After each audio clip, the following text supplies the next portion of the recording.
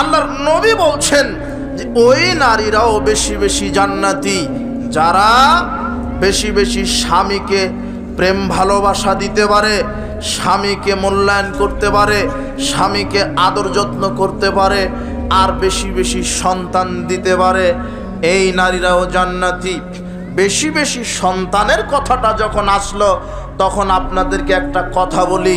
আল্লাহর নবী বলছেন যে তাজাওয়াজুল ওয়াদুদুল ওয়ালুদা, তোমরা ওই নারীকে বেশি বেশি বিবাহ করো যেই নারী বেশি বেশি সন্তান দিতে পারে।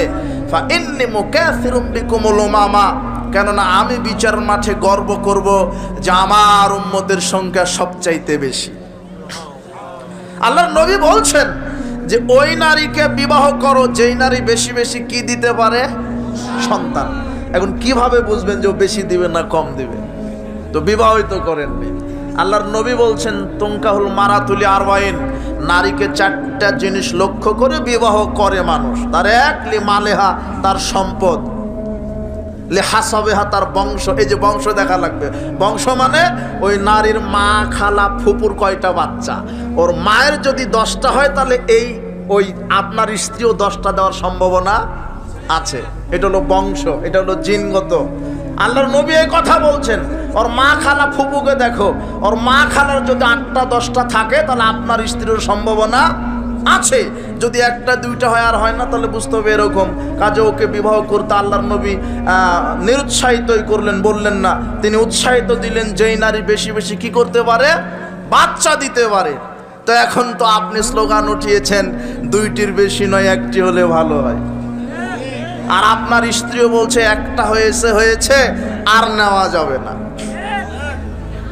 অথচ আপনার স্ত্রী বলছে আর নেওয়া যাবে না। অথচ আপনার স্ত্রী যে ছাগলটা পালে, প্রতিপালন করে যে ছাগলটা, ওই ছাগলটা যখন বাচ্চা দিবে, ছাগলটা যখন বাচ্চা দিবে, ছাগলের পেটে যখন বাচ্চা আছে, তখন আপনার স্ত্রী তাহাজ্জুদে দাঁড়িয়ে আল্লাহকে বলছে, আল্লাহ আমার ছাগলের 6টা বাচ্চা দাও। ছাগলের চাই 6টা, নিজের চাই কয়টা? মানে প্রমাণ করছে যে ছাগলের চাইতে ওর দাম কি কম। এ হলো অকৃতজ্ঞ। অথচ সন্তান বেশি হলেই না। আপনি আজকে গিয়ে বলবেন যে সন্তান বেশি নিতে হবে, প্রস্তুতি নাও, রেডি হও। সন্তান নিতে হবে কমপক্ষে 8টা, কমপক্ষে 10টা। 10টা যদি সন্তান হয়, 10টা ছেলে আর আপনি 11, একটা ফুটবল টিম হয়ে গেল। অন্তত 11 জন যদি আপনারা বাপ বেটা হন, তাহলে আপনার এই নরসিংদী জেলাটা আপনাদের একাই। 11 জন বাপ বেটা যদি লাঠি নিয়েও দাঁড়ান, সামনে কেউ আসবে না। তাহলে শক্তিতে বেশি, তাই বলে মারামারি করতে বলিনি, শক্তিটা বুঝাই দিলাম। একতা বেশি, ইউনিটি বেশি হবে, শক্তি বেশি হবে, টাকাও বেশি হবে। 10টা সন্তানের মধ্যে 5টায় যদি কেউ আমেরিকা, কুয়েত, কাতার, সৌদি, মালয়েশিয়াতে থাকে, দেখবেন যে মাসে শুধু টাকা আর টাকা। টাকাও বেশি, শক্তিও বেশি। আবার 10টার মধ্যে যদি কেউ একটা সন্তান দুধ খেতে খেতে মারা যায়, আল্লাহ এই দুধের বাচ্চাকে বিচার মাঠে এমন ক্ষমতা দিবেন যে পিতামাতার কাপড় টেনে জান্নাতে ঢুকিয়ে দিবেন। তো আপনি নিয়েছেনই একটা, মরে কয়টা, থাকে কয়টা, বাঁচে কয়টা। আবার বলছে যে একে ধনির দুলাল বানাবো। ধনির দুলাল, এক বাপের এক ছেলে, তাই তো বাংলা ইংরেজি ছাড়া খায় না ও। কথা বুঝেননি মনে হয়? সুজুকি জিক্সার নিয়ে পিক আপ টানার বলে আমি এক বাপের এক বেটা। আপনিও কিছু বলতে পারেন না, বললেই নাকি গলায় দড়ি দিবে, বিষ খাবে। আপনিও মাহরুম। এক বাপের এক বেটা, খুব বিপদ। আবার পেটে আসতেই নিয়ত করে একে জানোয়ার বানাবো অথবা ডাক্তার নামের চিটার বানাবো। বাটপাট, ও জানোয়ার নিয়ত করেছে। ইঞ্জিনিয়ার, মানে ইঞ্জিনিয়ারকে আমি জানোয়ার কেন বলি? ইঞ্জিনিয়ারকে বলছে যে এই যে 3000 কোটি টাকা থাকলো, আপনার ওই 300 ফিট থেকে নরসিংদী 50 কিলোমিটার রাস্তা সুন্দরভাবে করে দিবেন। এই জানোয়ার 3000 কোটি থেকে 1500 কোটি টাকায় গায়েব করে দিয়েছে।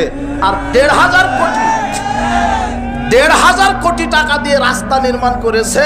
তাই তো রাস্তা চলার কথা ছিল 10 বছর, যায় 2 বছর।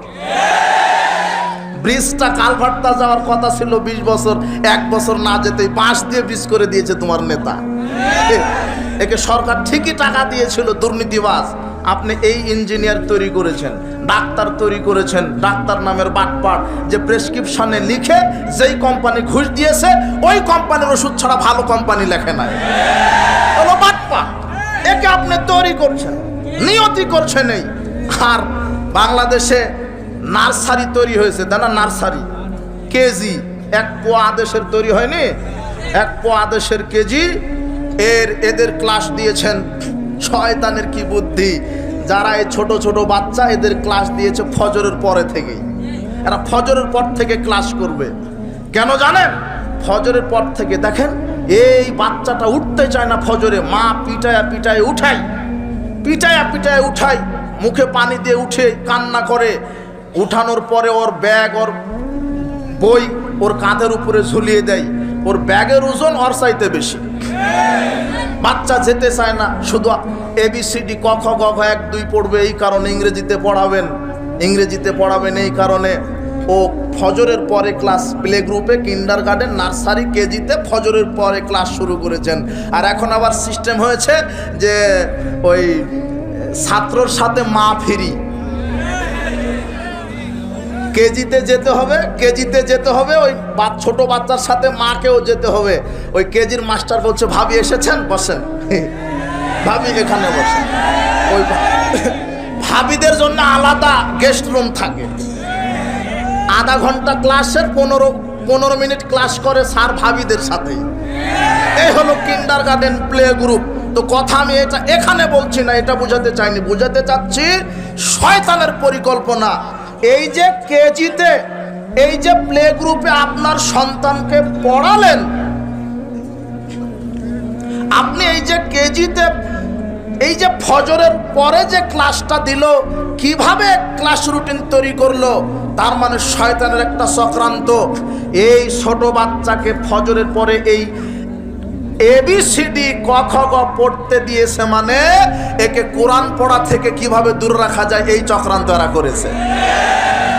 এই সময় তো সে আলিফ বাতা পড়বে মক্তবে, কিন্তু ওকে কেজিতে ভর্তি করা দিয়েছে। আর যারা কলেজ ইউনিভার্সিটিতে পড়ে, শয়তানের কি বুদ্ধি, এদের ক্লাস দিয়েছে দুপুর 12টার থেকে 11টা থেকে। কেন? এই যে যারা কলেজ ইউনিভার্সিটিতে যে যুবক যুবতী পড়ে, এরা তো মোবাইলে জেনা করবে রাত 2টা পর্যন্ত। এরা গেমস খেলবে, জোয়া খেলবে, মদ পান করবে, 31st নাইট পালন করবে। তো এদেরকে যদি সকাল সকাল ক্লাস দিয়ে, এরা তো ট্রেন ফেল করবে। এই জন্য শয়তান এদেরকে 11টা 12টার থেকে ক্লাস দিয়েছে। আর দুধের বাচ্চাদেরকে ক্লাস দিয়েছে শিশু, যারা একেবারে নবজাতক শিশু, এদের ক্লাস ফজরের পরে, মানে যাতে এরা কোরআন শিখতে না পারে।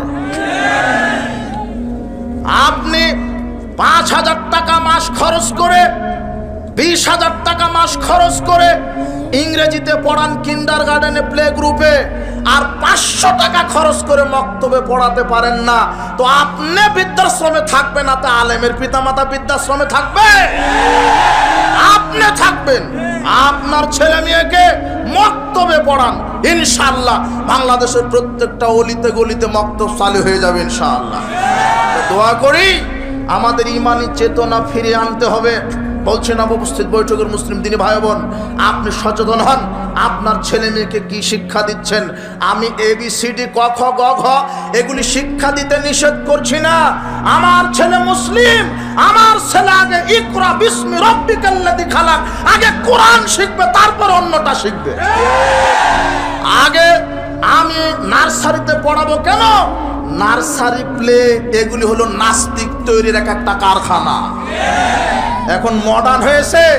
একটা ছেলে ইংরেজিতে পাটুর পুটুর করে কথা বলতে শিখেছে, একটু ক্যাডেট কলেজে পড়ে, ইংলিশ মিডিয়ামে পড়ে। একে যদি আপনি বলেন, ভাই ডান হাতে পানি খেতে হয়, ও বলছে এখনো ইসলাম মানতে হবে, বাম হাতে খাওয়া স্টাইল। কথা বুঝেননি মনে হয়? এই ছাগল বাম হাতে খায়, পেয়ারাটা খায়, আপেল খায় বাম হাতে খায়, দাঁড়িয়ে খায় পানি, সিগারেটটা টান দিয়ে ফু উপরের দিকে তাকায় থেকে ফু গেল কদ্দুর। অথচ যেটা কুকুরেও খায় না সেটা ওই খায়, আর শিক্ষক খায়। আর দেশের হুজুররা জর্দা খায়, ওরা বলে মকরুহ, যেটা কুকুর, সিগাল, বানর কেউ খায় না। ওর লজ্জা শরম হওয়া তো দরকার, যেটা বিড়ি সিগারেট জর্দা গুলিয়া বা খাও, দাও বাম হাতে খাও, ডান হাতে খেতে হবে হালাল খাবার, বিসমিল্লাহ বলে খেতে হবে, বসে খেতে হবে। আপনার ছেলেকে ইঞ্জিনিয়ার তৈরি করে কি করলেন? সে বাম হাতে খায়, ডান হাতে খায় না। ডান হাতেই খাওয়া শিখে নিও, কিসের শিক্ষিত? ও হলো মূর্খ।